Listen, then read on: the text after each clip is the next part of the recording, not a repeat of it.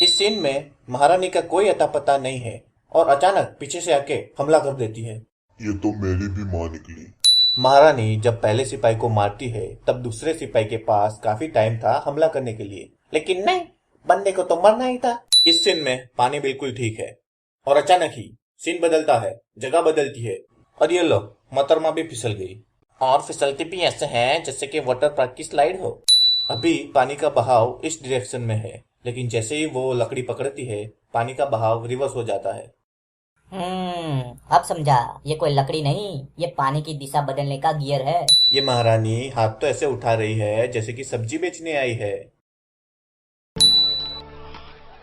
इन लोगों को पानी की इतनी तेज आवाज में भी बच्चे की रोने की आवाज सुनाई देती है। वाह! अगर ये बच्चे को बचा सकता है तो महारानी का हाथ भी पकड़ लेता, वो भी बच जाती। कद्दू कहीं का। ये कद्दू पानी के बाहर आ चुका है, फिर भी ये 3 तरबूज उसे खींच रहे हैं। No common sense at all. ये शिवा बिना रनिंग किए यहाँ से जंप लगाता है, फिर भी बहुत दूर तक जाता है। कैसे? बेटा, स्कूल में थोड़ी साइंस की पढ़ाई की होती तो ये नौबत नहीं आती। अरे वो 40 गज से कितनी बार गिरा है? हाँ, कम से कम 100 बार। अगर इस बंदे की बात माने तो शिवा यहाँ से करीबन 100 बार गिर चुका है, लेकिन आज तक उसे एक भी खरोच नहीं आई। मैजिक। शिवा का लेफ्ट पैर पानी में गिरता है, लेकिन जब वो पैर उठाता है तो राइट होता है। अगर इस पानी के रिफ्लेक्शन में देखे तो शिवलिंग शिवा के लेफ्ट कंधे पर है, लेकिन अगले ही सीन में शिवलिंग को राइट कंधे पर दिखाया गया है। तो शिवा ने इतनी जल्दी ये सब कैसे किया? मैं नहीं बताऊंगा, मैं नहीं बताऊंगा। मैं क्यों बताऊं, क्यों बताऊं, क्यों बताऊं। ये डांस करने की कोई वजह है या फिर आप लोग कैसे भी कहीं भी जुमने लगते हो? शिवा को कैसे पता चला कि ये मास्क लड़की का ही है? लड़के का भी हो सकता था। मन में लड्डू फूटा। हाँ हाँ हाँ। अवंतिका सिर्फ अपना पंजा ही पानी में डालती है, लेकिन पानी के अंदर उसका पूरा हाथ दिखाया गया है। ये लो, ये फिर आ गया और आते ही उसने बिना कलर का इस्तेमाल किए ऐसा टैटू बना दिया। और ये मैडम को तब तक उस टैटू का पता नहीं चलता जब तक ये भाई साहब उसे बताते नहीं है। तो ये कैसे हो सकता है कि अवंतिका ने पूरे दिन अपना हाथ ही ना देखा हो? न जाने कितने सालों से लकड़ी इकट्ठा कर रही है। अगर ध्यान से देखे तो यह सिर्फ लकड़ी ही है, एक भी पत्ता नहीं है। तो ये कैसे हो सकता है जहाँ पेड़ हो पर पत्ते ना हो? अवंतिका जब पेड़ पर बैठकर शिवा का इंतजार करती है तो शिवा ऑलरेडी पेड़ पर बैठा हुआ होता है। अगर शिवा ऑलरेडी पेड़ पर बैठा हुआ था तो अवंतिका को दिखना चाहिए। अगर इस सीन में देखे तो शिवा पेड़ पर नहीं है, इसका मतलब ये हुआ कि शिवा पेड़ पर अवंतिका के बाद आया है। अगर ऐसा है तो अवंतिका को शिवा दिखना ही चाहिए।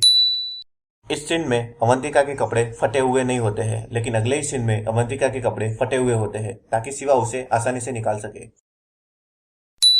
ये बदतमीजी नहीं है तो और क्या है? ये एक हीरो को शोभा नहीं देता।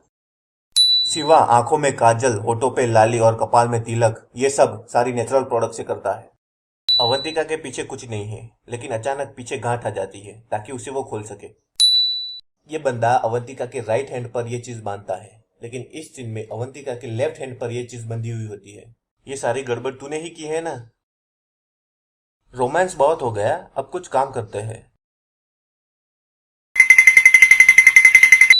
अगर ये लोग इतनी बड़ी प्रतिमा को खींच रहे हैं तो ये रस्सी टाइट होनी चाहिए, लूज नहीं। ये दोनों आधे घंटे से एक दूसरे के साथ फाइट कर रहे हैं, फिर भी कथप्पा को शिवा का फेस नहीं दिख रहा है, और जब दिखता है तब कथप्पा रोते हुए बैठ जाता है। और ये महारानी ने ये चाकू कहां से निकाल दिया? और ये लो, ये हथियार भी कहां से आ गया? ये मूवी में सब जादूगरी है। ये लड़ाई राजमहल से करीबन 4-5 किलोमीटर दूर हो रही है, फिर भी वहां जो कुछ भी हो रहा है ये इन लोगों को साफ साफ दिखाई दे रहा है। ये कैसे हो सकता है? इसीलिए इन दोनों में से किसी एक को चुनना असंभव है। इतनी बड़ी चेन इसके ये छोटे से हैंडल में कैसे समा जाती है, मुझे तो समझ में नहीं आ रहा है। बाहुबली बॉलीवुड की पहली फिल्म है जिसने होमवर्क दिया है, और होमवर्क ये है कि कटप्पा ने बाहुबली को क्यों मारा।